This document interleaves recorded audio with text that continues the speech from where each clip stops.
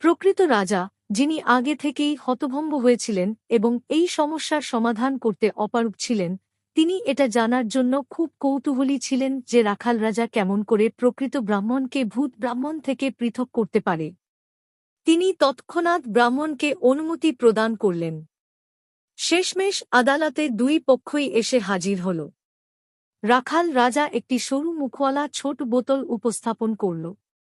সে খুব গম্ভীরভাবে বক্তব্য করল, তোমাদের দুজনের মধ্যে যে এই বোতলে ঢুকবে তাকেই বিতর্কিত সম্পত্তির ন্যায় মালিক হিসেবে ঘোষণা করা হবে।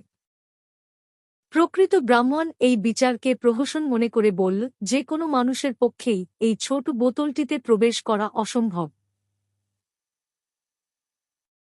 কিন্তু ভূত ব্রাহ্মণ রাজি হয়ে গেল এবং একটি পতঙ্গের মতো ছোট আকার ধারণ করে বোতলের মধ্যে প্রবেশ করল। রাখাল রাজা বোতলের ঢাকনা এঁটে দিল এবং ব্রাহ্মণকে সেই বোতলটি সমুদ্রে ফেলে দিয়ে আসার নির্দেশ দিল। গল্পটি এখানেই শেষ করলাম, ভুল হলে ক্ষমা করবেন।